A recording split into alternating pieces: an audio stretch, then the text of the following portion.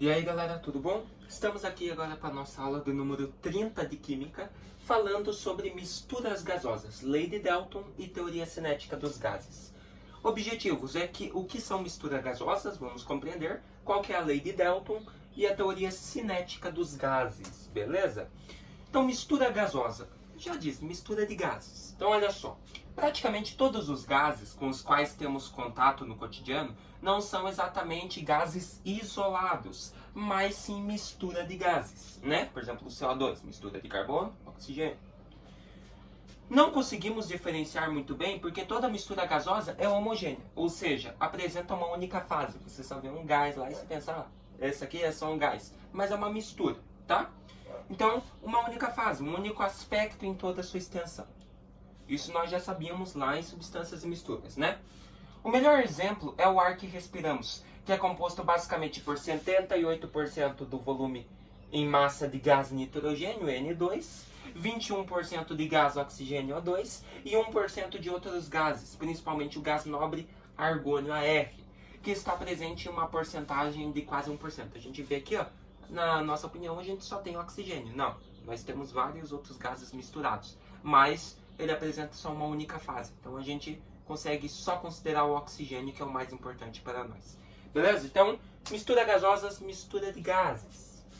Outros exemplos de misturas gasosas que encontramos no dia a dia são gás de cozinha, que se trata, na verdade, de uma mistura do gás propano, C3H8, e o butano, C4H10. E os cilindros usados para respiração por alpinistas ou mergulhadores, né? Que são misturas gasosas de nitrogênio e oxigênio, como o ar, mas enriquecidos com oxigênio. A quantidade de oxigênio armazenada nesses cilindros deve ser de 42% em volume, tá? Ou seja, mais que o normal, que é o que nós respiramos aqui pelo ar, beleza? Partindo disso, misturas gasosas, beleza? O que é a Lei de Dalton? O que é disso? A Lei de Dalton diz o seguinte sobre a pressão dos gases nas misturas gasosas. A pressão total exercida por uma mistura gasosa é igual à soma das pressões parciais dos gases que compõem a mistura. Então, pressão total é igual a pressão 1 mais pressão 2 mais pressão 3 mais pressão 4. Então, a pressão total dos gases é igual à pressão parcial de todos os gases que a compõem. Beleza? Então, nós temos lá a soma, ou você pode simplificar a equação, deixando ela como P igual aquele símbolo que é o sigma, somatória de pressões parciais. Beleza? Isso significa que, por exemplo, se a pressão do ar for de 1 atm, 1 atmosfera, a pressão parcial do N2 será de 0,78, que seria 78% da pressão total, e a pressão parcial do gás oxigênio O2 seria igual a 21% da pressão total. E a pressão parcial do argônio seria de 0,01%, 1% da pressão total desta mistura. Então, somando tudo, vai te dar o 100%. Então, é isso que diz. A pressão total é a soma da pressão parcial de todos os gases que estão na mistura. Beleza? Essa é a Lei de Dalton. Veja comigo o seguinte, Lei de Amengat. O que diz a Lei de Amengat? Com base na equação de Clapeyron e na Lei de Dalton acima, que nós vimos, né? O físico francês Hilaire Amengat criou a Lei de Amengat, que diz o seguinte sobre o volume dos gases. É praticamente a mesma coisa. O volume total de uma mistura gasosa é igual à soma dos volumes parciais dos gases que compõem a mistura. É a mesma coisa, só que com volume. O volume total é a soma do volume de todos os gases que compõem a mistura. Então, V total, somatória do volume parcial. Beleza? Então, partindo disso... Opa, calma aí. Partindo disso... Só um pouquinho, galera. Voltando aqui, galera, então, tive que parar porque tinha acabado a internet por causa da luz, beleza? Então, somatória o volume total seria a somatória de todos os volumes de todos os gases que estão compondo a mistura, beleza?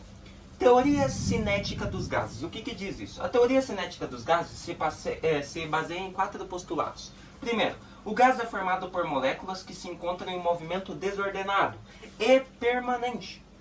Beleza? Então as moléculas sempre estão em movimento e sempre de forma desordenada, em um gás, né? Cada molécula pode ter velocidade diferente das demais.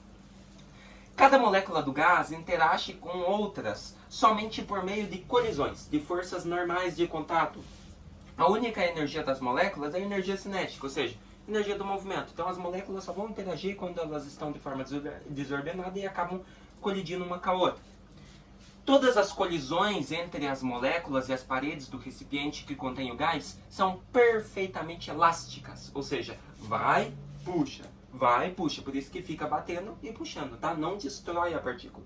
É aquela famosa frase também, né? Na natureza nada se cria, nada se perde, tudo se transforma. A energia cinética total se conserva, mas a velocidade de cada molécula pode mudar. E conforme isso, a elasticidade irá mudar também. Beleza? As moléculas são infinitamente pequenas, né?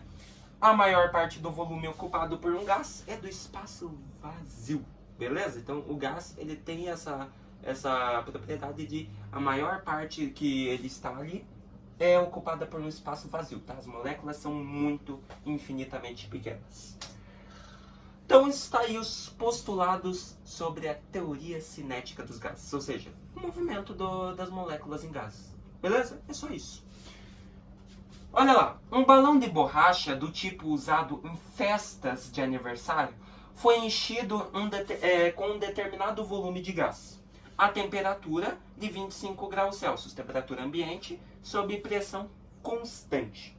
Se esse balão for colocado por algumas horas numa geladeira, pode-se afirmar que, se a temperatura cair pela metade, o volume diminui a mesma proporção. B. Ocorre uma transformação isocórica. C. A densidade do gás diminui. D. Ocorre uma transformação isotérmica. Ou E. O volume do balão aumenta. Claro que é a letra A, galera. Então, por que é a letra A? Gás nobre, neste exercício, é importante observarmos que o balão está sob a pressão ambiente. E este permanece constante, ou seja, temos apenas a variação de temperatura. Ou seja, a pressão é normal para tudo, ela continua a mesma, é uma pressão constante, só muda a temperatura, por causa que é o resfriamento da geladeira. Foi colocado em geladeira, não está mais em temperatura ambiente. E também temos a variação do volume. Como o volume e a temperatura são diretamente proporcionais, ou seja, se um aumenta, o outro aumenta, se um diminui, outro diminui, se temos uma diminuição da temperatura, temos uma diminuição do volume. Desta forma, letra A, se a temperatura cair pela metade, o volume diminui a mesma proporção.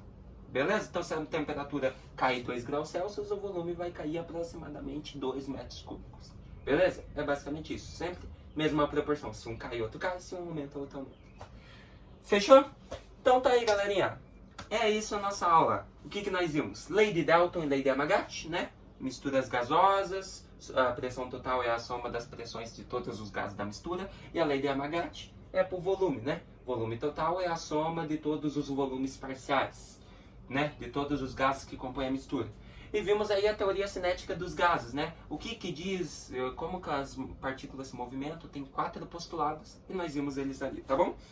Então, é isso aí, galera. Na próxima aula vamos começar em propriedades coligativas. Vamos falar sobre tonoscopia, tá bom? Eu espero que vocês tenham gostado e até a próxima aula.